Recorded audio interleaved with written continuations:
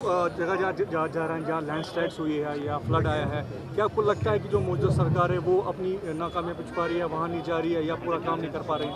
देखिए, उमर अब्दुल्ला साहब ने ये तय किया है कि वो एक नैरेटिव को यहाँ पे स्थापित करेंगे,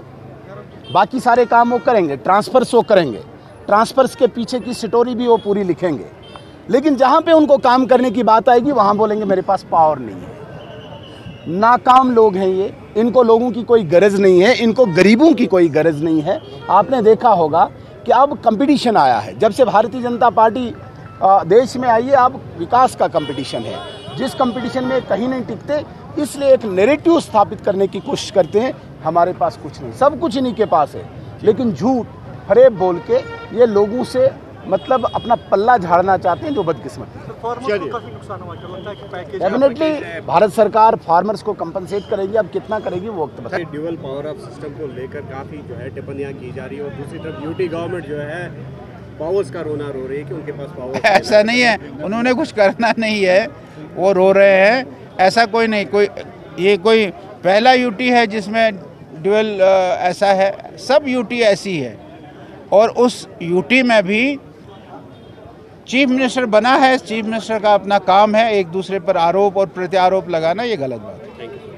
जैसे यासीन मलिक की बात हो रही है कि पीडीपी ने नेशनल काउंसिल या सजाद गनी लो ने रहम की दरख्वास्त की है, और साथ ही साथ ये भी कहा कि कानून अपनी कार्रवाई करेगी, कानून ने जो करना है, अगर कानून में कोई रहम की बात होगी तो करे, अगर कानून में रहम की बात नहीं है, कानून रहम से चलता है तो करे, अगर कानून रहम से नहीं चलता है और कानूनी कार्रवाई जो होगी वो कानूनी कार्रवाई हमारे ऑनरेबल जजेस, हमारे ऑनरेबल सुप्रीम कोर्ट, हमारे ऑनरेबल हाई कोर्ट वो करे और कानून के हिसाब से जो फैसला होता है वो फैसला करे। मुझे नहीं लगता है कि ये बात जो है ये, हाँ वो स्वयं प्रेसिडेंट ऑफ इंडिया को अपील करे कि मुझे मर्सी दे, वो अलग बात है, लेकिन ऐसी अभी बात हुई नहीं है कि कोई उनको सज़ा सुनाई गई है। लेकिन कानून को अपना काम करने दीजिए, हमारा यही कहना है। मिथुन मनास जो है बीसीसीआई की चेयर पे विराजमान होने जा रहे हैं, तो आपके इलाके से चिनाब वैली से वो बिलोंग करते हैं, तो किस तरह की खुशी है? देखिए, बीसीसीआई एक भारत का एक ऐसा इंस्टीट्यूशन है, संस्था है, जो नौजवानों के दिलों की, जो नौजवानों के सपनों को संयोजता है। जहाँ तक आपने बीसीसीआई प्रेसिडेंट की बात की और मिथुन मनास, जिस पे हमें भी गर्व है, हमारे क्षेत्र से वो बिलोंग करते हैं, सन ऑफ द सॉइल हमारे क्षेत्र के हैं, और हमें भी पता चला है कि उन्होंने नॉमिनेशन फाइल किया है। यदि वो उसमें चयनित होते हैं तो ये सिर्फ हमारे क्षेत्र का नहीं, पूरे जम्मू कश्मीर का नाम रोशन करेगा। बट एक प्रोसेस है, उस प्रोसेस में कैसे वो सफल हो पाते हैं ये भविष्य बताएगा, उसका हमें इंतज़ार है। लेकिन यहाँ के क्रिकेटर्स का किस तरह से कॉन्फिडेंस बूस्ट समझते हैं आप, चाहे नॉमिनेशन ही सही? नहीं, देखिए, मिथुन मनास साहब को तो अभी हमारी जो एलजी एडमिनिस्ट्रेशन थी इससे पहले, वहाँ पे उन्होंने इनको नियुक्त किया है यहीं के क्रिकेटर्स के लिए, यहीं के नौजवानों के लिए। और डेफिनेटली मिथुन मनास हो, परवेज़ रसूल हो, और भी बहुत ज़्यादा क्रिकेटर्स का मैं नाम नहीं जानता, लेकिन ये लोग हमारी शान हैं और हमारी पीढ़ी के लिए, हमारे नौजवानों के लिए इंस्पायरेशन है। डेफिनेटली अगर मिथुन मनास को वो जगह मिलती है तो यहाँ के नौजवान बूस्ट होंगे, इसमें कोई शक नहीं है। आज जन्मगाथा यहाँ पे दिखाई जा रही है, क्या कहना चाहेंगे इस बारे में? देखिए, नरेंद्र मोदी जी का जीवन एक संघर्षमय जीवन रहा है, एक स्ट्रगल से बड़ा जीवन रहा है। जिस व्यक्ति ने रेलवे स्टेशन से चाय बनाते बनाते, चाय लोगों को पिलाते पिलाते, एक गरीब के घर में पैदा होके इतने बड़े लोकतंत्र का, इतने बड़े देश का प्रधानमंत्री बनने के बाद नाम रोशन किया है। आज हर भारतीय को गर्व होता है कि मैं भारतीय हूँ। विदेशों में जिस भारत का डंका बजता है उसका कारण नरेंद्र मोदी है। हमने जो एग्जीबिशन लगाई है, यहाँ पे हमने नौजवानों को, विशेषकर स्कूल के बच्चों को भी लाया है कि एक साधारण परिवार में पैदा हुआ एक गरीब,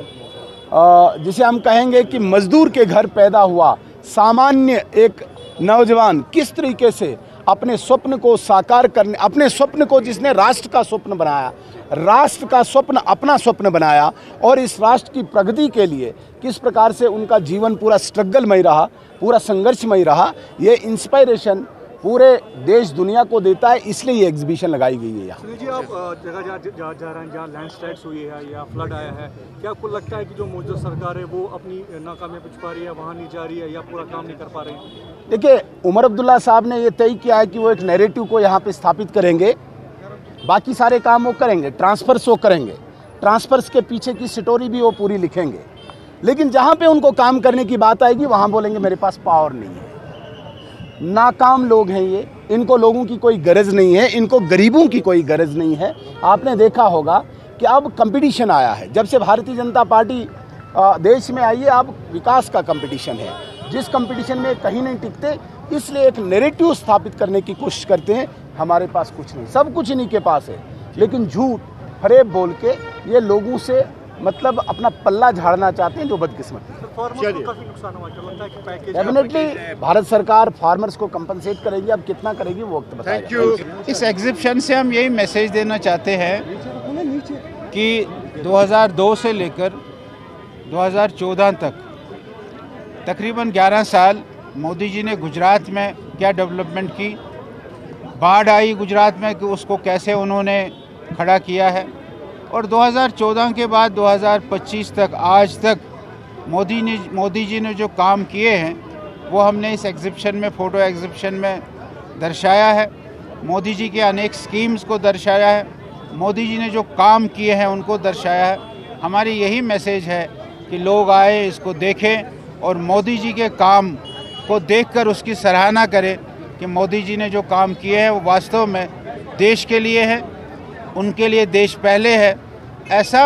इस एग्जीबिशन से हम यही मैसेज देना चाहते हैं लोगों को कि वो एग्जीबिशन देखें और मोदी जी ने जो काम किए हैं उन कामों को सराहें। तो इस एग्जीबिशन के बाद ऐसा कहा जा रहा है कि मोदी जी खुद दौरा करेंगे जम्मू कश्मीर का, तो उस हवाले से कोई खबर और क्या तवक्कात, क्या उम्मीदें रहेंगी इस दौरे से? नहीं, वो पैकेज घोषित करेंगे। अब जो सरकार ने लॉस असेसमेंट दिया होगा, उस लॉस असेसमेंट के आधार पर वो अपनी पैकेज घोषणा करेंगे, जैसे उन्होंने बाकी 3 स्टेटों में किया है,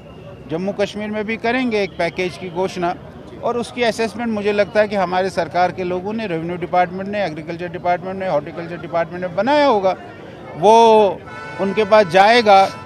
और वहाँ के सारे लोग एसेस करेंगे। यहाँ एक सेक्रेटरीज की टीम भी आई थी, वो जम्मू आई थी, जम्मू के बाद चीफ मिनिस्टर साहब ने कहा कि वो कश्मीर भी दौरा करे, वो कश्मीर भी आए, उन्होंने बडगाम गए, बडगाम के बाद फिर चीफ मिनिस्टर ने कहा कि नहीं ऐसे से नहीं होगा, फिर उन्होंने एक दिन पोस्टपोन किया और वो अनंतनाग चले गए। उन्होंने भी असेसमेंट ली है, सरकार भी अपने असेसमेंट देगी, उसके आधार पर प्राइम मिनिस्टर पैकेज की घोषणा करें। जैसे हम देख रहे हैं कि काफ़ी वक्त तक जो है नेशनल हाईवे बंद रहा और यहाँ पर कुछ सियासी पार्टियाँ इल्ज़ाम लगा रही कि ये अडानी और अंबानी के लिए ऐसा किया जा रहा है ताकि यहाँ पर जो एप्पल है वो उनको भेजे जा रहे हैं, तो कैसे? ऐसा नहीं होता है, रोड किसी ने बंद नहीं किया, रोड कुदरत ने बंद कर दिया। कुदरत ने ऐसे हालात बना दिए, बारिश यहाँ जितनी पड़ती थी उससे 3 गुना ज़्यादा पड़ी, क्लाउड बर्स्ट हुए हैं और उन क्लाउड बर्स्ट के कारण आपका रोड का इंफ्रास्ट्रक्चर काफ़ी डैमेज हो गया, और उस रोड इंफ्रास्ट्रक्चर से जो डैमेज हो गया उसके साथ लोगों को कठिनाई हुई है, परेशानियाँ हुई है, और हमारे फ्रूट ग्रोवर्स को भी परेशानी हुई। उसमें से फिर रेल के माध्यम से भी कुछ गया है और अब सड़क ठीक हो गई है, अब सड़क के माध्यम से भी जा रहा है। उनके नुकसान का असेसमेंट सरकार को करनी और सरकार उस असेसमेंट को करके उनको रिलीफ दे। सर, लास्ट में जानना चाहेंगे, ड्यूअल पावर ऑफ सिस्टम को लेकर काफ़ी जो है टिप्पणियाँ की जा रही है और दूसरी तरफ यूटी गवर्नमेंट जो है पावर्स का रोना रो रही है कि उनके पास पावर ऐसा नहीं है, उन्होंने कुछ करना नहीं है, वो रो रहे हैं, ऐसा कोई नहीं। ये कोई पहला यूटी है जिसमें ड्यूअल ऐसा है, सब यूटी ऐसी है, और उस यूटी में भी चीफ मिनिस्टर बना है, चीफ मिनिस्टर का अपना काम है एक दूसरे पर आरोप और प्रत्यारोप लगाना, ये गलत बात है। और साहब, जैसे यासिन मलिक की बात हो रही है कि पीडीपी ने नेशनल काउंसिल या सजाद गनी लोन ने रहम की दरख्वास्त की है, और साथ ही साथ ये भी कहा कि कानून अपनी कार्रवाई करेगी, कानून ने जो करना है, अगर कानून में कोई रहम की बात होगी तो करे, अगर कानून में रहम की बात नहीं, कानून रहम से चलता है तो करे, अगर कानून रहम से नहीं चलता है और कानूनी कार्रवाई जो होगी वो कानूनी कार्रवाई हमारे ऑनरेबल जजेस, हमारे ऑनरेबल सुप्रीम कोर्ट, हमारे ऑनरेबल हाई कोर्ट, वो करे और कानून के हिसाब से जो फैसला होता है वो फैसला करे। मुझे नहीं लगता है कि ये बात जो है ये, हाँ वो स्वयं प्रेसिडेंट ऑफ इंडिया को अपील करे कि मुझे मर्सी दे, वो अलग बात है, लेकिन ऐसी अभी बात हुई नहीं है कि कोई उनको सज़ा सुनाई गई है। लेकिन कानून को अपना काम करने दीजिए, हमारा यही कहना है। शुक्रिया सर।